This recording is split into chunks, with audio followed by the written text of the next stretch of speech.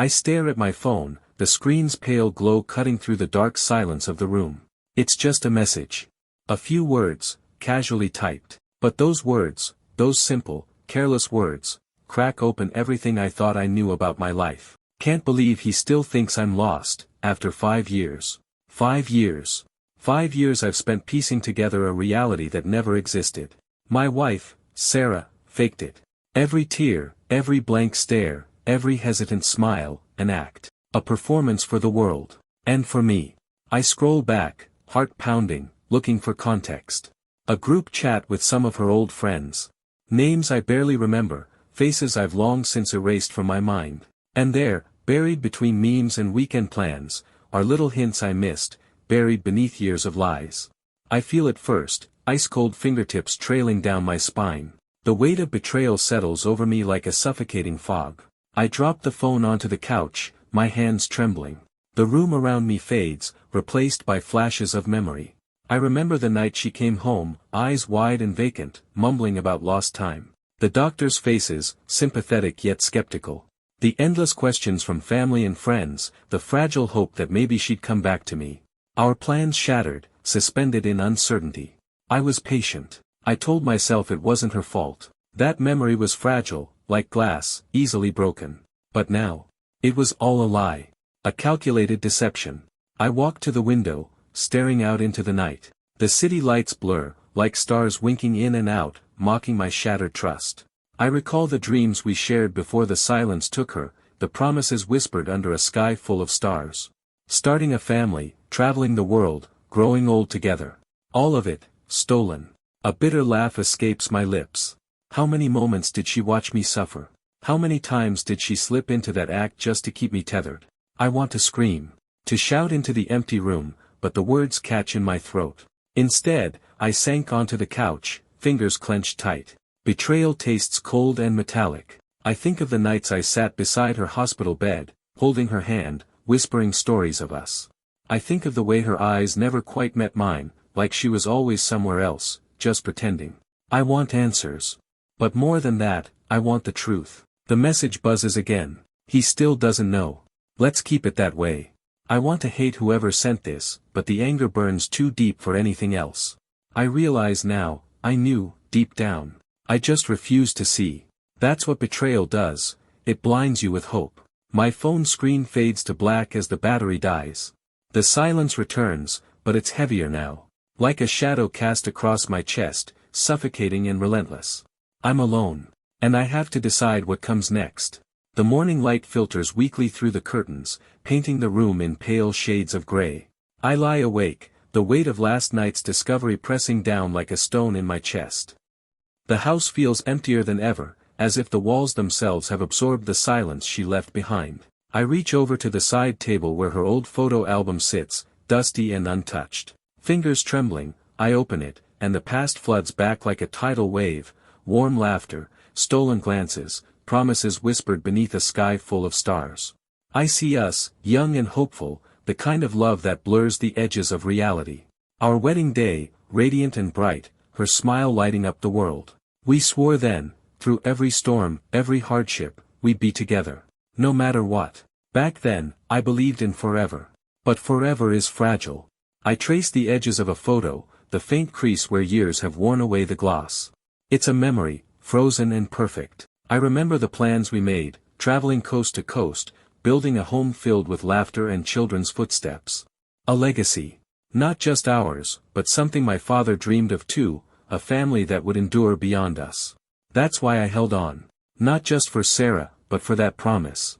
I recall the first cracks, the missed calls she'd brush off, the late nights unexplained, the flicker of hesitation in her eyes. I wanted to believe she was fighting through something, that the amnesia was real, that her mind was a fragile puzzle waiting to be pieced together. Denial is a cunning liar. I remember the nights I sat beside her hospital bed, whispering stories of us, hoping to reach the woman trapped beneath the silence. But sometimes, I wondered if the eyes staring back were truly hers. I was afraid to ask. Because the truth would shatter me. And now, it has. I'm not just mourning what was lost, I'm mourning what never was. The thought burns cold in my veins. 5 years of lies woven so tightly, they almost became truth. I close the album and let it fall shut, the sound a soft finality. Outside, the city hums with life, oblivious to the wreckage inside these walls. I wonder how many others live behind masks as skillfully worn. The man I was then is gone. Now, I'm left to decide who I want to be. The cafe smells of bitter coffee and damp rain. It's the same place where Sarah and I used to dream aloud, scribbling plans on napkins, painting futures with reckless hope. Today, it feels different, colder, sharper. Like a stage set for confrontation. I spot them before they see me, Sarah sitting across from a man I barely know, but whose presence has become impossible to ignore. Lucas. The charming stranger who stepped quietly into the cracks of our fractured life, weaving himself into her world. Lucas smiles easily, his voice low and confident, like a secret meant only for her. I watched Sarah laugh, really laugh, for the first time in years. And a bitter knot twists in my gut. I swallow my hesitation and approach, heart hammering like a war drum. Sarah, I say, voice steadier than I feel. She looks up, startled, then quickly masks it with a polite smile. Mark, I didn't expect to see you here. Lucas stands smoothly, extending a hand that I ignore. His eyes flash, curious, guarded. Mind if I join? I ask, sliding into the seat beside her. Sarah's eyes flicker to Lucas, searching. He nods, an unspoken challenge passing between us. The conversation is polite at first, but beneath the surface, tension crackles like static electricity. Lucas talks about his new job, his recent travels, anecdotes filled with charm and wit. Sarah listens, engaged and relaxed in a way that once belonged only to me. I bite back the jealousy, focusing on her. 5 years, Sarah.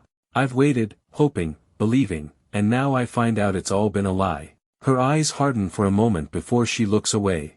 You don't understand. No, I say, voice low. I don't. But I want to. Lucas interjects smoothly, maybe some things are better left in the past. I stare at him, seeing the calm confidence that masks manipulation. Like pretending you don't know the truth. Sarah's gaze meets mine, conflicted but guarded. It's complicated. Complicated doesn't mean I deserve the truth. I ask, my voice cracking. A silence falls, heavy and suffocating. I realize then that this isn't just about Sarah or me. It's a battle for control, over her, over the story, over what comes next. I stand, the chair scraping loudly against the floor. This ends now. I'm done living in the shadows. Sarah's face softens for a flicker of a second, but Lucas's steady gaze keeps her anchored. As I walk away, the rain begins to fall, cold droplets against my skin, a reminder that some storms are necessary to cleanse. The night air is thick with humidity as I step into the crowded loft, the hum of voices mixing with clinking glasses and the low pulse of music. It's one of those gatherings where everyone seems to know each other, except me. Sarah is here, of course, the center of a small circle of admirers. And there, just beside her, Lucas, his easy smile lighting up the room. The way he leans in, speaks softly to her, it's a silent claim, a border drawn where I used to stand. I feel the weight of every gaze as I approach. Friends, acquaintances, even strangers, all watching this dance unfold, the invisible tension slicing through the air. I catch Sarah's eyes. They flash, surprise, irritation, maybe guilt. But before I can say a word, Lucas intercepts with a casual grin. Mark, you made it, he says, voice smooth as silk. Yeah, I reply, keeping my tone even, I wanted to see it for myself. A bitter laugh curls in my throat. The life I thought we had, maybe it never existed outside my own memories. Sarah steps closer, voice low. Mark, can we talk later? Her words feel like a knife. Talk later. When? If ever. I shake my head. No. I'm done waiting. Her lips press together, silence filling the space between us. The room spins a little, the faces blurring. I don't want to fight here, not in front of them, but I need her to know I'm not invisible. I pull out my phone and, without hesitation, block her number. The shock on her face is everything I expected, and everything I wanted to see. Lucas leans in, whispering something that sends a ripple of laughter through their circle. I turn away, the weight of betrayal and resolve settling into my bones. Tonight, the facade cracks. And I step out into the rain, the cool drops washing away the last remnants of what we were. It's strange how crowded places can make you feel utterly alone. The community center is buzzing, voices echoing off high ceilings, the faint scent of coffee and disinfectant hanging in the air. A charity auction, of all things. Tables lined with baskets of wine, gift cards, homemade quilts. And then there's Sarah. She stands near the podium, her hair swept back, wearing the smile she once saved just for me. Lucas is there too, effortlessly charming, shaking hands, drawing people in like moths to a flame. I hadn't planned to say anything tonight. I told myself I'd keep my distance, just watch, just measure. But then I hear it, Sarah telling a couple how Mark's been so supportive through everything, even though it's been hard for him to let go of the past. The words burn. I step forward before my mind can catch up to my body. Let go of the past. Is that what we're calling 5 years of lies? The room stills. Heads turn. Sarah's smile falters. Mark, not here. But I'm already in it, voice steady but loud enough to cut through the chatter. Why not here? You've been telling your story for years. Maybe it's time people hear mine. Lucas takes a step toward me, placing himself between us like some knight in polished armor. This isn't the time or the place, he says, calm but firm. No, I snap, it's exactly the time and place. Everyone here knows the story. The accident. Amnesia. The recovery. But what they don't know, I look directly at Sarah, is that you remembered everything. From the beginning.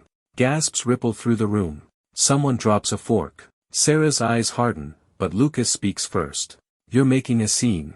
Maybe scenes are what's needed when the truth's been buried this long. My hands are trembling, but I don't care if they see. Sarah's voice is sharp now. You don't understand. I understand perfectly, I cut in. You chose to live a lie. And you let me live inside it. For a moment, it's just the three of us in the center of the storm. Her shame, his smug calm, my raw, exposed rage. Finally, I step back. Enjoy the rest of your evening. I leave to a chorus of murmurs and sidelong glances, each one a small crack in the perfect mask Sarah's worn for half a decade. And for the first time in years, I feel the air in my lungs again. The call comes just past midnight. I'm lying in bed, staring at the ceiling, the hum of the refrigerator the only sound in the apartment. My phone vibrates on the nightstand, Sarah's name flashing across the screen. I almost let it go to voicemail, but curiosity, or maybe habit, gets the better of me. I swipe to answer. Mark, her voice is low, tentative. We need to talk. I said nothing at first. The silence stretches until it's almost unbearable. I didn't mean for things to happen the way they did, she continues. I was scared. I didn't know how to fix it once it started. 5 years, Sarah. My voice is flat. You had 5 years to fix it. There's a pause. I can hear her breathing, quick and uneven. You think it was easy for me? Living like that? Pretending? It wasn't just about hurting you. It was exactly about hurting me, I cut in. You just didn't care enough to stop. Her tone shifts, sharper now. You always see yourself as the victim. Maybe if you'd been the husband I needed. The words are gasoline on a fire. Don't rewrite this to make you the wounded party. I'm trying to explain. No. You're trying to justify. For a long moment, there's only the faint crackle of the line. I want us to try again, she says finally, her voice softening into something that once might have broken me. We can start over. I almost laugh, but it comes out as something darker. I'm not starting over, Sarah. I'm starting without you. She exhales sharply, a mix of frustration and disbelief. You'll regret this. I've been regretting staying for years, I say, and end the call. I place the phone face down, the silence pressing in again, but this time, it feels different. Lighter. Like the first breath after breaking the surface of deep water. Tonight, I didn't just hang up on Sarah. I hung up on the man who used to believe her. It's amazing how the past has a way of finding you, especially when it's been hiding in plain sight. I wasn't looking for anything.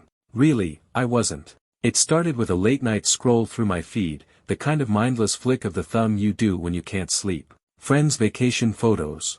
A cousin's engagement. Ads I'd never click. Then I saw it.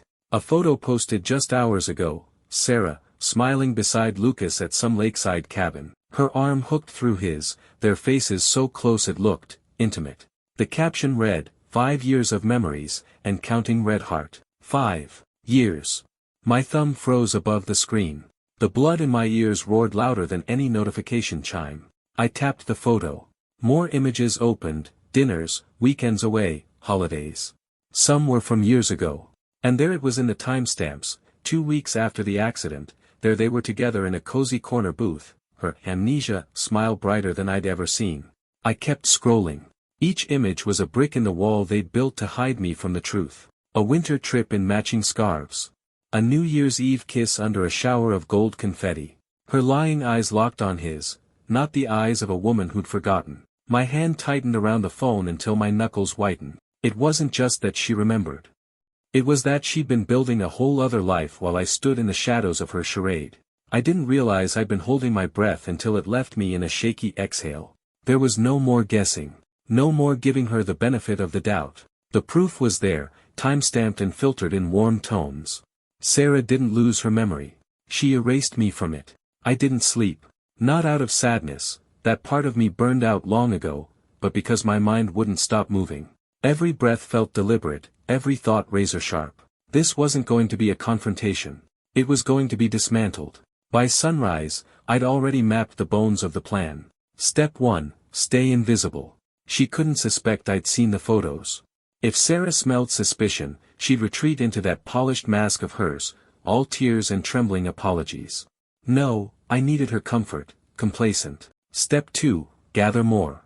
Screenshots weren't enough. People forget that the internet never really deletes anything. Not private messages, not old accounts. With a few careful searches and some forgotten logins, I was peeling back layers of their 5-year fantasy. Emails. Hotel receipts. A joint travel itinerary for a trip they'd taken while I was still spoon-feeding her soup and pretending she didn't know my name. By mid-morning, my stomach was sour with adrenaline. The more I found, the colder I became. Step 3, the reveal. This wasn't just about telling her I knew. That would be too small, too private. No, I wanted her to feel the weight of exposure. The people who'd pitied her, who'd comforted her, who believed she was the victim, they would see her for what she was. I already knew the perfect place, our wedding anniversary dinner. She'd suggested it herself a week ago, smiling like a woman with nothing to hide. Lucas would be there, she said, as a friend. Good. I closed my laptop, my pulse slowing to something steady and lethal. This wasn't anger anymore. This was precision. 5 years, Sarah. 5 years you played the part. Now it's my turn. The restaurant smelled of cedarwood and slow-roasted lamb, rich, warm, welcoming. A cruel irony, given what I'd come here to do. Sarah sat across from me in a deep emerald dress, the one she knew I loved. Her smile was easy, almost rehearsed, like she'd been practicing in a mirror. Beside her, Lucas leaned back in his chair, relaxed, confident, a man comfortable in his theft. Around us, the soft murmur of other diners mixed with the clinking of cutlery and the occasional pop of champagne corks. Our friends had gathered along the long table, glasses ready for a toast. Some had flown in from out of town for this celebration of love. Perfect. I let them all settle in before standing. My glass of champagne caught the light, drawing every pair of eyes my way. 5 years, I began, smiling like a man overcome with gratitude. 5 years of patience. Of loyalty. Of truth. Sarah's eyes softened. Lucas raised his glass. And lies. A ripple of confusion ran down the table. Sarah's smile faltered, just barely. I turned to the screen at the far end of the room, the one I'd convinced the manager to let me use for a tribute. With a click, the first image appeared, Sarah and Lucas at the lakeside cabin, her head on his shoulder. Then another. And another. Every stolen moment. Every weekend. Every kiss. 5 years, laid bare in high definition. Gasps filled the room. Someone dropped their fork. Sarah's hand shot out to grab mine, but I stepped back. Lucas sat frozen, the color draining from his face. I kept my voice calm, almost gentle. For those who've pitied her these last 5 years, for those who believed she'd lost her memory, you should know, she didn't. She remembered everything. Every moment with me, and every moment with him. The silence after was deafening, broken only by Sarah's sharp inhale. I placed my glass down, nodded once, and walked away, leaving them to choke on the truth. They didn't follow me out of the restaurant. Not at first. The cold night air was a relief after the suffocating tension inside. My breath came in sharp clouds, but my heartbeat was steady, too steady. 5 years of waiting had burned all panic out of me. By the time I reached my car, I could hear her heels clicking on the pavement. Daniel. Her voice cracked, desperate now. I turned slowly, letting her see the calm in my eyes. That calm was the most dangerous thing I had. She used to say it meant I was about to end something without mercy. You planned this? She hissed, as if the betrayal had been mine. Yes, I said. For 5 years. Her lips trembled. You don't understand. I stepped closer, low enough so no one in the street could hear. I understand perfectly. You faked amnesia so you could live 2 lives. You thought I'd stay the grieving husband, carrying you like some noble idiot. Lucas appeared in the doorway, scanning the street for us. His face was pale under the street lamp, guilt written in every muscle. I looked past her. Tell him to go home. This is between us. She hesitated, not because she was afraid of me, but because she knew something had shifted. The power wasn't hers anymore. I'm filing for divorce, I said, my tone almost casual. Tomorrow. And when the papers arrive, you'll see the settlement terms. They're generous, considering, but they come with one condition. Her brows drew together. What condition? You vanish. From my life, my friends, my family. You disappear, Sarah. Like you should have 5 years ago. She opened her mouth, then closed it, her eyes searching mine for any weakness. She found none. By the time I got in the car, she was still standing there in the cold, a queen stripped of her crown, too stunned to realize the war had already moved beyond her control. Because this wasn't over. Not even close. It started 3 days later. A bouquet of white lilies showed up at my office, Sarah's favorite flowers. No note. No sender. Just a scent that felt more like a taunt than a gift. By noon, I'd received a call from my bank. 2 of my accounts were frozen pending verification of activity. I didn't need to guess who had been digging around. Sarah knew my old patterns, my old passwords. By evening, Lucas's name was trending online. Someone had leaked photos of him in compromising situations, not with Sarah this time, but with a married client. The story burned through social media like gasoline on dry grass. And still, no contact from her. She was too smart for that.